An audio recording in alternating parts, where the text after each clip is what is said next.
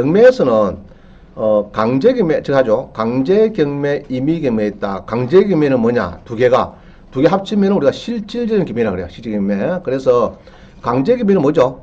우리 판결문에는 경매, 주로 그죠. 우리가 돈을 1억 빌리는데 안 주더라 그러면은 지급명령 신청하고 결정문을 받으면은 그거 가지고 재산이 있으면은 여러 농지 같은 게 있더라 그 사람이 그러면 그거 다 가압류할 수 있겠죠. 압류도 하고 경매에 넣을 수 있습니다. 그게 강제경매고, 임의경매는 뭐죠? 임의경매는 요 뒷페이지 보시면은 그 건저당권 설정 계약서가 있죠. 한번 봅니다. 11번을 보시면은 건저당권 설정 계약서가 있어요. 건저당권 설정 계약서. 거기 보면은 대출거래 약정서가 있고 건저당권 설정 계약서 있어요. 그래서 여러분들이 은행에 아파트 담보대출 1억이 필요합니다 가면요, 보통은 LTV 70% 해가지고 7천만 해주는데 어떤 데는 가보면은 방 칸에 1,700을 뺍니다. 그래서 5,300 해줄구만 하는 은행이 있고 7천만 다 해줄구만 하는 은행이 있어요. 두 가지가 있어요. 있는데 그때 예로 1억을 빈다 그러면요, 대출 약정서는 금액이 1억이고 건저당권 설정 계약서는 거기에는 이제 건저당권자가 은행입니다. 건저당권자. 그 다음에 채무자는 내고 건저당권 설정자는 소유자입니다. 소유자. 예로 채무자가 내라도 아파트가 배우자 거다 하면 배우자가 건저당권 설정되는 거예요. 그래서 등기부등본에는 1억 빌리면은 보통 한 20% 설정 다 합니다. 1억 2천 정도. 그죠? 다음에 연체이자 그걸 받으라고. 그렇게 하고 있어요. 그래서 지금 연체이자는요, 약정금리 플러스 3%밖에 못 하도록 문재인 정부가 들어서 바꿔놨습니다. 그래서 그동안에는 예로 아파트 담보대출이 3%인데 그만 연체되고 경매 들어가면은 한 15%, 17% 친 거예요. 그 약간의 이상이 만들어가지고. 그래가지고 어찌 보면 은행에 좀 행보가 했었습니다. 내가 봐도 행보입니다. 그래, 그거를 문재인 정부 들어서가지고 이제 잘한 것 중에 하나가 그겁니다. 그 연체이자는 우리 국제관리금리가 3%래요. 최고 3%. 그래서 약정금리가 아파트가 3%다 그러면 플러스 3%하면 6% 되면 6%. 17%, 18%가 아니고 경매 들어갔을 때. 그래서 이거는 대부업체도 마찬가지. 대부업체까지 저축은행도 마찬가지. 약정금리 플러스 몇 프로요? 3%. 그래야 됩니다. 그래서 이제 그거를 기억을 잘 하시도록. 자, 그래서 이제 이렇게 해서 이제 여기 보면은 여기 있죠. 대출액. 그럼 여러분 개인 같으면이랍니다. 개인이 돈 빌릴 때 여기 알겠죠? 뭡니까, 그러면? 차용금 정서. 이거 되죠?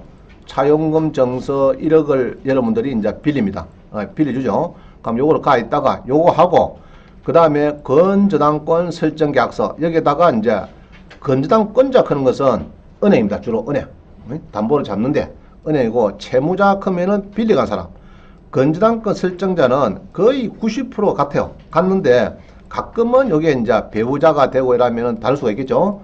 그러면 배우자는 채무자는 낙찰들하고 배우자는 채무자는 낙찰들하면 안 되죠. 배우자는 됩니까 안 됩니까? 됩니다.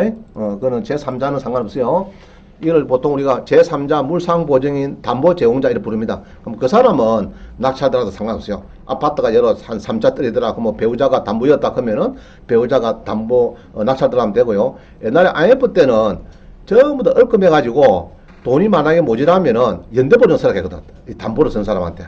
그래가지고 여러 행정관들이 막 누가 사업을 하면은 행정관들이 뭐 교육공무도 있고 학교 선생님도 있고 은행도 막 있을 것 아닙니까? 그럼 행정관들을 그냥 IMF 되니까 전부 다 끌고 들어가고 물기 시작신으로 시에 다 끌고 갔어요. 연대보증을 시켜가지고. 지금은 건저당권 설정자 이 소유자가 다르면요, 연대보증 입보 금지입니다. 절대 보증을 못 써도 되어요. 담보만 그만 뺏기 비면 끝나는 걸로. 그죠? 인적 보증을 못 쓰도록 그리 막아놨어요. 그건 잘한 것 같아요. 그래서 한 사람만 채무자 보고 빌리면 될 건데 담보를 줬는데 그게 나중에 부실에 모자라면은 담보 쓴 사람까지도 옛날에 얼급했어요. 물기 작전으로 얼급했는데 그거를 없애버렸습니다. 연대보증인 입보금지. 알겠죠? 이 소유자가 다를 때는, 채무자가 소유자 다를 때는 제3자가 담보 제공할 때는 연대보증인 입보금지를 해가지고 담보를 인적 보증을 못하도록 그렇게 막아놨어요. 그래서 좋은 것 같아요. 그건 더. 자, 그렇게 해서 이제 여기 1이 나가면은 이제 1이 써가지고 등기소에 들락날락 하면은 자기 등기부등본에 아파트에 얼굴에 1순위 채권 최고액 1억 2천이라고 채무자는 홍길동, 건당권자는 은행 이렇게 해서 딱 적히집니다. 그냥 이자는 안 되면 어쩝니까? 바로 요 가지고 경매 넣으면은 이제 바로 실행되는 거예요. 그럼 요거는 무슨 경매라고요? 임의경매. 그죠? 임의경매. 자, 근데 이제 여기서 설명하고 싶은 요거는 다 아시는 거고, 형식적인 경매, 형식경매. 이게 뭐냐면은 유치권자. 그죠? 공사대금을 내가 해주고 못 받았다, 5억이다, 그러면은 유치권자도 이제 그 도급인한테 소송 겁니다. 돈 내놔라고. 그래 판결을 받죠. 그러면 이제 경매를 넣을 수가 있다 이 말입니다. 유치권자도 경매 넣을 수 있어요. 근데 이거는 예전에는 인수주의 해가지고 굉장히 시끄러웠는데 이것도 소멸제로 바뀌기 때문에 여러분들 걱정할 거 없어요. 막 배당 받든지 안 받든지 그런 신경 쓸 건 없어요. 자, 그 다음에 그런 이제 그 대신에 여러분들은 유치권이 있으면은 예를 공사대금이 있다고 막 경매에서 표시가 되면은 인도를 받으려고 하면은 5억을 줘야 되니까 결국은 인수가 되는 거예요. 사실 어찌 보면은. 자, 그 다음에 이제 앞으로 막 해야 될 게 요겁니다. 여러분들이 형식적인 경매에서 공유물 분할을 위한 경매가 있어요. 그죠? 지분 낙찰 받았다 이렇게 하면은 낙찰 받아가지고 자기가 3분을 받아가지고 가만히 있으면 안 되겠죠? 공유물 분할을 위한 경매를 해가지고 그래서 합의가 잘 안 되면은 예로 집이 3분을 낙찰 받았는데 세 동아리 못 나누잖아요. 그러니까 이제 판사님이 그럼 못 나누니까 이거를 그러면 전부 다 경매를 해서 경매 비용 띄고 n분의 1로 사무실 가져가라. 이렇게 판결을 주는 거예요. 그럼 그거를 이제 가지고 경매를 할 때는 요거를 우리가 형식적인 경매다. 이렇게 부릅니다. 부르면서 경매가 진행이 되는 거예요. 자, 그 다음에 상속자가 있어요. 상속자. 여러 상속자가 있을 때 경매를 하는 수가 있습니다. 상속자가 있을 때. 그런 경우도 많이 있어요. 자, 그러면 요 서울도 보면 요 두 개도 마찬가지인데 이 상속을 받은 물건입니다. 상속을 받아가지고 상속자들도 서로 협의가 안 됩니다. 그럼 이런 거죠. 형님이 20억짜리인데 행정은 5명이라 5명. 그 장남이 요 중개업소 몇 개 가지고 우리 팔아가지고 나누자 이러면은 배우자들이 반대를 말입니다. 아이고 안 됩니다. 저 아집에 저 머리가 좋아가지고 15억에 팔아가지고 5억 지먹고 5억 가지고 5명 나누자 간다. 3억씩 흐름식을 한다. 저 머리가 좋아가지고. 그래서 어쩌야 됩니까? 그러면 경매여자 넣어가지고 우리가 거기에서 그러면 배당이 되겠죠. 예로 뭐 18억 예로 뭐 얼마고 예로 20억 팔았다 하면 어찌 됩니까? 5명 4억씩 가오는 거죠. 그러면은 그거는 경매에서 낙찰되는 거는 거짓말을 못 하니까 그래서 이제 경매로 넣는 수가 많이 있어요. 상속받은 사람들이. 금액이 작으면은 별 문제가 없는데 이 금액이 이제 몇 억씩 떼비면은 이제 경매를 막 들어갑니다. 그죠? 투명하게 하기 위해서. 그래서 그때 하는 것이 이게 이제 요거도 우리가 형식적인 경매다 합니다. 그래서 교회 요거도 봅니다. 요거도 교회 낙찰 받은 건 다 보입니다. 2010에 요 밑에 거 볼까요? 19에 1362요.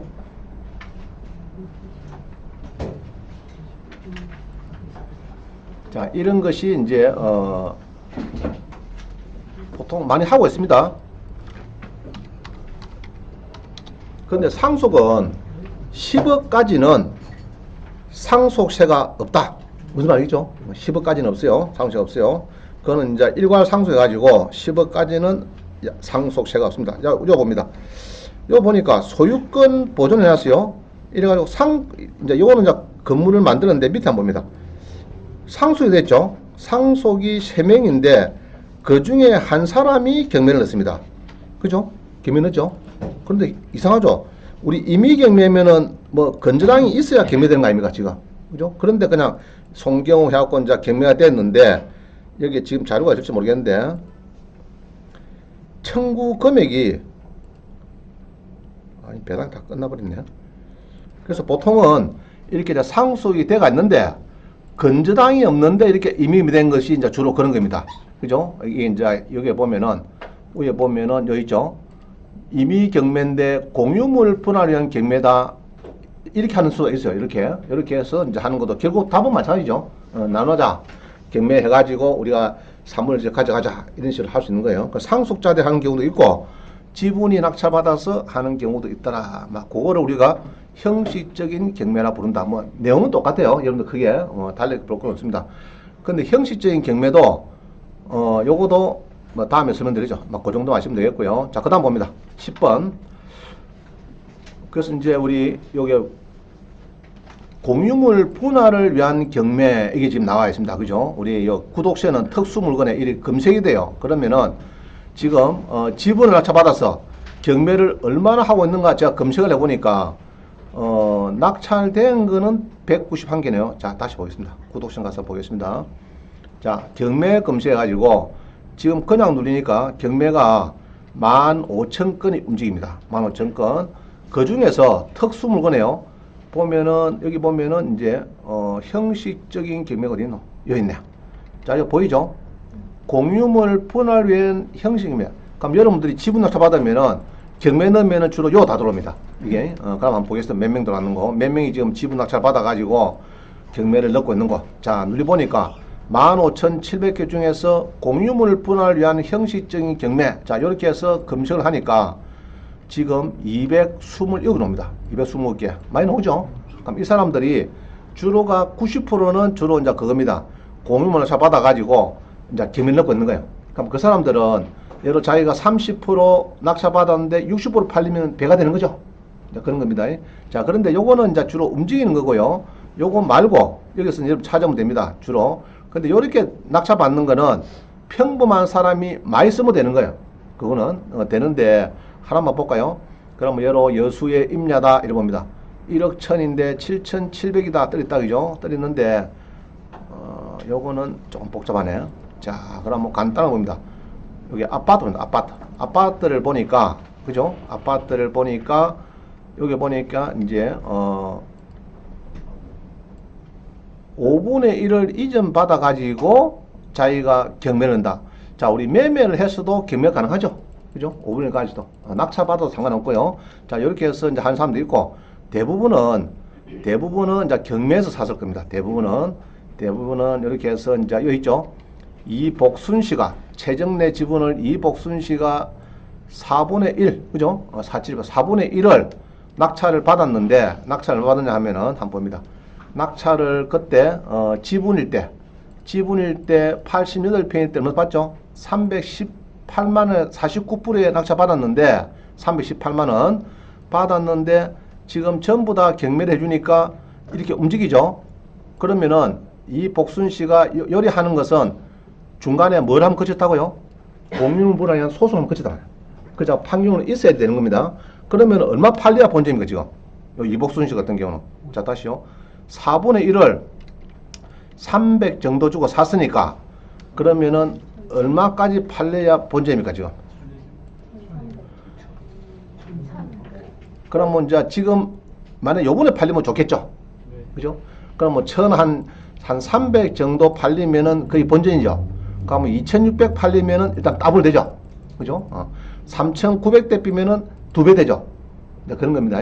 그럼 요번에 팔리면은 이제 거의 2배 되니까 좋아할 거라고. 그죠? 그럼 그런 거를 살살 보시면서 여러분 하는데 집에 와서 이런 거 보세요. 보시는데 그러면 이제 그동안에 매각된 뭡니다. 공유물 분할 경매에서 낙찰된 게 몇 개 있는가 찾아보니까 전국적으로요. 보니까 여러분 선배들이 이제 지분 낙찰 받아가지고 전체 경매해서 배당을 받아간 사람이 한 4,400명 있더라 이 말입니다. 그럼 여기서는 수익이 높은 사람도 있을 거고 그냥 공부만 하고 본전 낸 사람도 있을 거고 또 손해간 사람도 있고 그래요. 보면 손해간 사람이 한 20% 본전 측에 한 사람이 한 20% 진짜 버린 사람은 한 60% 될 겁니다. 내가 볼 땐 대강 그냥 알겠죠? 그럼 여러분들은 60% 중에 들어가야 됩니다. 알겠죠? 그러면 이제 이래 되겠죠? 30% 지분 30% 낙찰 받았는데 전체 하니까 60% 팔리더라. 그런 거예요. 50% 샀는데 전체 하니까 100% 팔리더라. 1차에서. 그러면 배가 되는 거죠. 이제 그런 거를 연구를 잘 하면 됩니다. 그래서 팔린 것 한번 볼 필요가 있고요. 낙찰이 안 된 거, 공유물 분할 위한 경매, 요거를 지분을 좋아하시는 분은 한 번씩 보세요. 보시고 나름대로 연구를 해보세요. 자, 그래서 이렇게 해서 이제 191개가 지금 경상남도만 이렇게 해서 막 팔려가지고 옛날 선배들이 팔고 빠지고 했더라. 그죠? 집에서 한번 보세요. 여러분들은. 자, 그 다음 봅니다. 지분 낙찰자가 공유물 분할 청구 소송에서 그 판결문으로 형식적인 경매를 신청해서 낙찰자인 사례다. 과연 수익률이 누가 높았을까? 그죠? 2분의 1을 1억 4,600만 원에 낙찰받았다. 이 말입니다. 그래가지고 전체 파니까 3억 3,700에서 2,200 벌었다. 이 이야기인데 한번 봅니다. 무슨 이야기인지. 자, 창원에 거제 봅니다. 거제에 19에 3518 봅니다.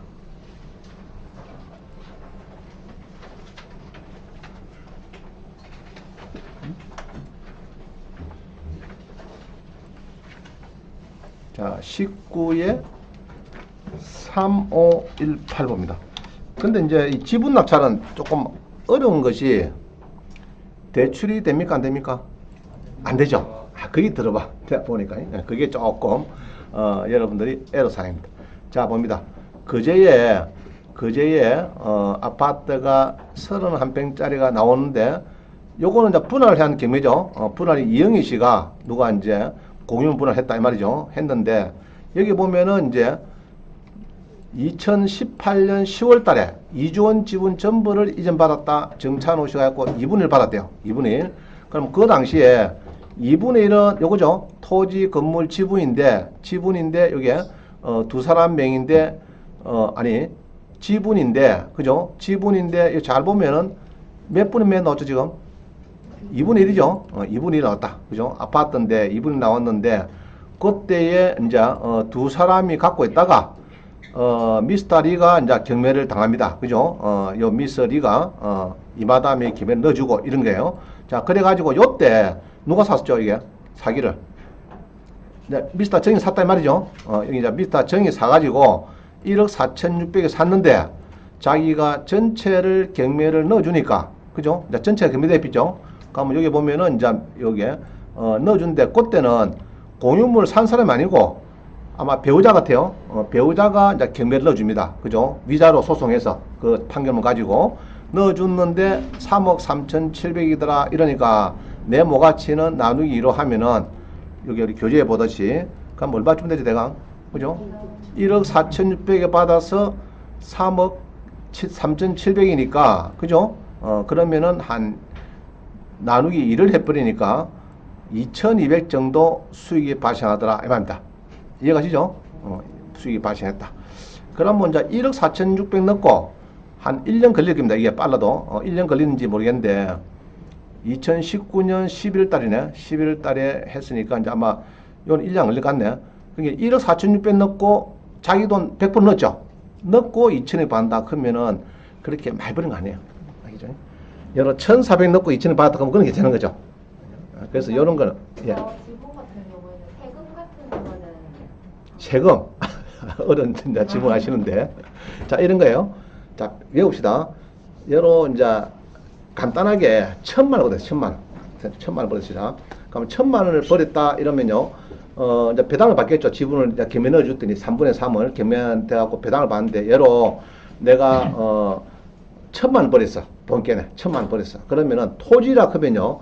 토지는 1년 미만이면은 55%. 토지하고 상가는 55%예요. 토지 상가는 55%. 그 다음 1년 지나면은 44%. 1년, 그럼 2년 지나면은 누진세 플러스 11%. 2년 지나면은, 자, 다시요. 이 토지하고 상가, 상가는요, 1년 미만이다. 1년 미만이다. 그러면 몇 프로요? 55%다. 그 다음에 2년 미만이다. 그러면 얼마입니까? 2년 미만. 44%다. 그죠? 44%. 그럼 2년이 지냈다. 2년 이상 된다. 그러면은 누진세예요. 누진세인데 간단히 보면 상가는 그냥 누진세만 하면 됩니다. 그럼 예로 1,000만 원 남았다. 그러면 상가를 보시다. 간단하니까 1,000만 남으면 1년 미만이면은 550만 원 내놔야 돼. 550만 원. 2년 미만이면 1년 지내고 440만 원. 440만 원. 그러니까 뭐 1년이 지내비면 누진세니까 요거는 6.6에서 46.2%입니다. 이게 최고 한도가. 근데 1,000만 원 같으면은 여기에 들어갈 거라. 6.6에. 그러면 66만이다. 66만 원. 자, 그럼 뭐 상가를 낙찰받았는데 예로 한 1,000만 원 벌었다 하면은 1년 미만이면 550만 원. 1년 지냈다 하면 440만 원. 2년 지냈다 하면 66만 원. 그럼 몇 년 뒤에 팔아야 되죠? 2년 지내야 돼. 2년. 자, 그럼 1억 봅시다. 1억이다 하면은 1억이라 하면요, 5,500. 상가 같으면 5,500. 1년 지나면은 4,400. 2년 지나면은 상가는 1억이면요, 제가 기억하거든요. 한 2,200 됩니다. 2,200. 그죠? 그래서 보통은 2년 지내서 파는 게 좋아요. 그런데 여기서 토지는 1년, 2년은 똑같는데 2년 이상에서 누진세 플러스 11% 마이너스 장기 보유 특별 공제. 배웠죠? 장기 보유 특별 공제는 이제 거기에 붙었습니다. 그래서 보통은 장기 보유 빼기는 조금 그렇고 여러분 볼 때는 이제 11%가 붙어요. 그럼 아까 전에 상가 같으면 뭐 66만인데 110만이 더 붙는 거라. 1000만 남았을 때. 그죠? 이해갑니까? 자, 그 다음에 주택 보자. 아파트 낙찰받았다. 아파트. 아파트를 낙찰받았는데 1억 버렸다 그러면요. 아파트는 55% 구간이 없어요. 그래서 44%가 땡기면 됩니다. 그럼 1년 미만이면 얼마요? 4,400만원. 그죠? 44%니까. 그럼 1년 지나면 2,200만원. 자, 됐죠? 그래서 아파트 주택 같은 것은 1년 미만 구간이 토지 상가에 있던 것이 없어졌습니다. 그거 없어지고 44% 앞으로 한가 땡기면 돼요. 이해갑니까? 자, 설명이 됐습니까? 적당하게. 자, 넘어갑니다. 그 다음에 또 자료가 줄 거예요. 자, 그래서 여러분들은 이제 세금을 조금 이제 낙찰 받아보면은 이제 눈물을 조금 흘려야 돼. 1억 버리는데 1년 이내에 버리는데 5,500이고 그럼 13개월 되면은 4,400이죠. 그럼 1억 버리는데 13개월 돼서 팔았어. 좌우지간. 그래갖고 4,400 냈어. 내보면은 눈물이 조금 나옵니다. 일단 눈물 흘리세요. 흘리고 그 다음에는 이제 법인을 만들어. 일단은 눈물 한번 흘려야 됩니다. 흘리고 나서 법인 만들어야지 처음부터 법인 만들고 할 필요 없어요. 여러분들이 눈물 흘려보고 이게 낫는지. 자, 법인이 이래요. 법인은 예로 1억이다 그러면요. 1억 남갔다 그러면은 일단은 기본 세율은 11%예요. 그러면은 아까 55%, 44% 이런 것보다는 편해요. 11%니까. 그러면은 예로 1억 남갔다 그러면요. 1,100만 원은 기본적으로 법인세입니다. 빼고 그럼 8,900이 남죠. 그럼 거기에 대해서 예로 법인 설립할 때 배우자하고 내하고 두 사람이 했다 그러면은 나누기 1을 합니다. 그러면 예로 배우자가 한 4,400, 4,500 보시다 간단해. 9,000원 남았다 치고 4,500, 남편도 4,500 이렇다 그죠. 그럼 거기에서 15.4% 원천징수래요. 원천징수. 그러니까 이제 이 배당 소득에 대해서 15.4%를 뺍니다. 4% 빼고 그러면 이제 금액이 조금 나오겠죠. 나오고 또 거기에서 이제 나머지를 가져가면은 내가 만약에 학원 한다 그러면 학원의 소득이 있죠. 요걸 또 합산시켜갖고 세금을 같이 내야 됩니다. 그래서 그런데 결국은 여러분들은 이제 지금 초보기 때문에 금액을 많이 못 벌어요. 처음에는. 그래서 법인 해도 세금이 얼마 나오더라고. 왜냐 그러면은 여러 3천만 원, 5천만 원 1년에 벌어도 뭐 기름 썼습니다. 그거 뭐 자동차 쓰고 뭐 이렇게 법인 카드 하나 만들어 가지고 경비를 많이 빼다 보니까 소득이 별로 없어 사실은. 사실은 막 500만 원, 1000만도 안 남더라고. 그러면 거기에서 11% 떼지봤자 막 110만 원 내모되고 1000만 남아봤자. 그래서 일단은 법인은 이제 다음에 눈물을 많이 흘리시고 그때 만든다 이러면 됩니다. 자, 그 다음 봅니다. 그래서 이제 이렇게 해서 여러분들이 이제 공유 분할 소송을 해서 지분해서 돈을 많이 버는 사람들이 좀 있더라 보시면 되고요. 그래서 요것들은 주로가 이제 자, 그 다음에 13번 봅니다. 13번. 선생님, 혹시 주택을 지분을 받아도 그 1가구 2주택 그게 되나요? 됩니다. 주택은 지분을 8분을 받아도 좌우는 한 채로 봅니다. 한 채. 한 채로. 한 채로. 근데 지난번에 우리 수료생 중에 하나 사람이 성남시 분당구 1억 7천 버렸죠. 한번 얘기 드렸죠. 1억 버렸는데 그 뒤에 그걸 낙찰 받았어요. 처음에는 받고 저기 한산도에 저하고 8분의 1 지분을 샀어요. 8명이서 업을라 가지고 사고 그 다음에 또 하나 더 샀어요. 그러다 보니까 3개가 돼버렸어요. 3개. 그래서 1번을 팔라고 하니까 1번을 팔고 세금을 계산한다고 대구의 세무사한테 갔더니 4,700원이라고 얘기했어요. 그래서 그 수료생이 1억 7천 버린 건 좋은데 4,700원이나 눈물이 나오잖아요. 그래서 학원에 왔어요. 죽겠다고. 그래서 왜 그랬나 집이 3개래. 한산도 저것 때문에 하나 더 들어가는 바람에 일시적 아파트 2개만 있으면 되는데 중간에 한산도 하나 낑겨버렸어요. 8분의 1이. 그래서 내가 그랬어요. 한산도 그거는 농어촌 주택에 특례가 돼가지고 없는 걸 본다. 주택수 빠진다. 이래가지고 결국은 안 냈어요. 4,700을 안 냈습니다. 그거는 한산도에 농어촌 주택은 또 빼는 겁니다. 근데 일반적인 주택은 농어촌 주택도 평수가 있나요? 땅만 200평 안 넘으면 돼요. 낙찰가 2억 안 넘고. 200평은 땅만 200평 안 넘으면 됩니다. 땅이 200평. 건물은 뭐 50평, 100평 상관없어요. 건물은 해제돼 버리고. 호돈이라는 거는 엄면 단위를 말씀하십니까? 그렇죠. 연집이 안 된대. 이거 같으면 창원에 계신 분은 고성은 안 되고 저게 통영, 남해군 이런 데 있는 촌동네에 있는 읍면에 있는 비도시지요. 그죠? 자연녹지 일종 일반 이런 거 아니고 그죠? 뭐 계획관리지요. 뭐 이런 데 조그마한 주택들 그런 건 상관없어요. 그래가지고 4,700을 안 냈습니다.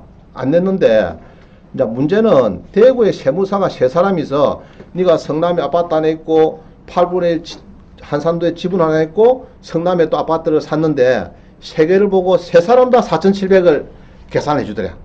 그냥 그랬어요. 아이고, 세무사들 공부 좀 해야 되겠다. 원장님 세무 전문가 아니잖아 사실은. 아닌데도 알고 있는데 그거다 세금을 4,700 내라 한 게는 참 그죠.